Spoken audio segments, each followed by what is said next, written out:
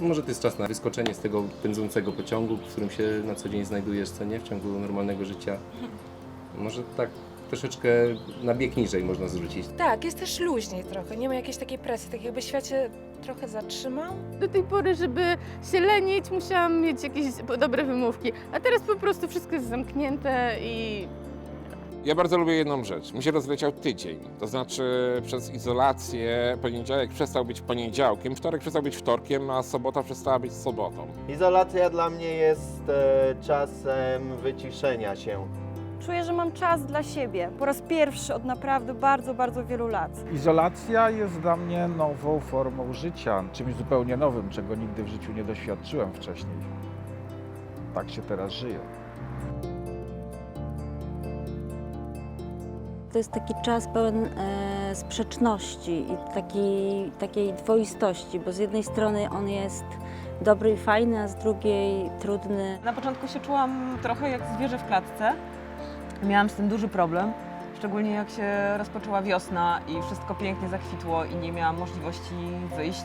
Mając trójkę dzieci w domu, też nie bardzo wiedziałam, jak to będzie wyglądało. Bałam się, że ja zachoruję, bałam się, że oni zachorują. Bardziej się martwię też o bliskich niż o siebie.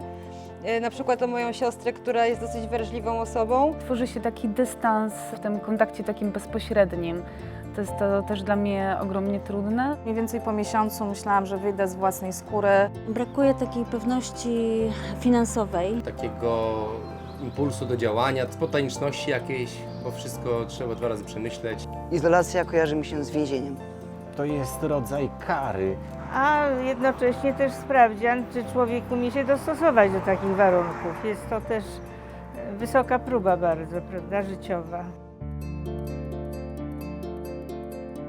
To jest taka cisza przed burzą, że nie wiem, co się wydarzy później. Czekamy, tak jakby to była, byśmy siedzieli w poczekalni i czekamy, co się wydarzy. I to jest trochę przerażające. Budziłem się parę razy w środku nocy, zlany potem, z taką brakiem pomysłu, co dalej i że to wszystko mnie zaczyna trochę przerastać. I zazwyczaj robię sobie o 3:00, 4:00 w nocy dzbanek z 2 torebek melisy i po godzinie jest to mi mniej więcej zaczyna na tyle działać, że jestem w stanie zasnąć z powrotem. Takie napady lękowe, na przykład to też jest jedna z tych rzeczy, które też raz na jakiś czas mam i to są na przykład takie rzeczy, które może nie są dobre, ale pozwalają ci kwestionować tą rzeczywistość, w której jesteś i gdzieś tam popychają do zmian albo do zadawania jakichś pytań. Dla mnie to jest szansa 1 na milion na to, żeby w końcu się trochę uspokoić, żeby mieć czas dla siebie, żeby poznać swoje myśli na nowo. To jest bardzo dobry moment na to, żeby zastanowić się, w jaki sposób konstruujemy swoje myśli, w jaki sposób kształtujemy swój światopogląd, jeżeli odetniemy wszystkie zewnętrzne źródła. I to jest takie ćwiczenie, które powinien sobie zrobić, myślę, każdy człowiek, nie tylko w momencie izolacji, na pewno izolacja temu sprzyja, żeby się zastanowić, jaki on ma konstrukt wobec otaczającego świata, jeżeli nikt nie mówi wokoło.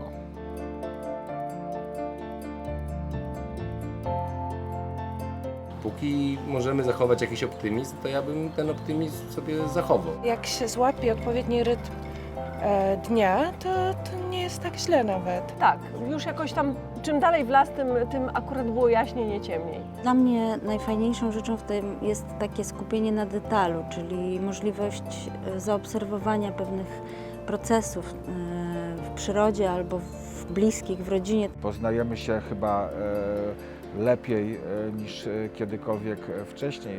Być może wypracowujemy coś ciekawego. Nauczyliśmy się robić poważne zakupy. Chleb z zamrażarki, hit. Trochę mi się przytyło, to stwierdziłam, że będę 45 minut dziennie ćwiczyć z Ewą Chodakowską. Mamy zaktualizowaną bazę seriali oraz filmów z portali streamingowych. Zacząłem słuchać Chopina. Bardzo mi się dobrze kojarzy ta muzyka. Jest bogata, ale jest przede wszystkim bardzo polska i taka smutno wesoła. Ważne chyba, żeby też mieć takie swoje miejsce ulubione w domu i tam zrobić obowiązki, wszystko wykonać i potem tak posiedzieć w tym swoim kącie. Odkryłam, że bardzo dobrze się w tym mieszkaniu czuję. Od siedzenia na tyłku w domu stwierdziliśmy z żoną, że musimy kanapę zmienić i zmieniliśmy kanapę.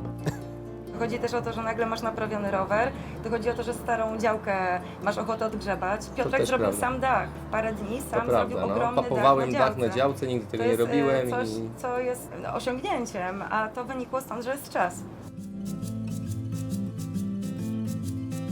Wydaje mi się, że nie ma złotych porad na takie czasy.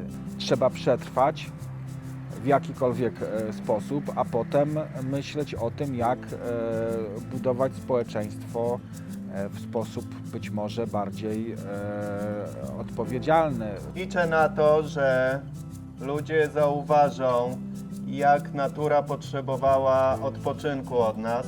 Teraz nawet bardzo trudno mi sobie wyobrazić sytuację, że znowu wracamy do tego, co było, znowu stajemy w korkach, znowu jeździmy zatłoczoną komunikacją, znowu jesteśmy dla siebie niemili. Może niektórzy jak wyskoczą, to zaczną szaleć, a inni się zamkną w sobie. Będziemy się bali kontaktu ze sobą.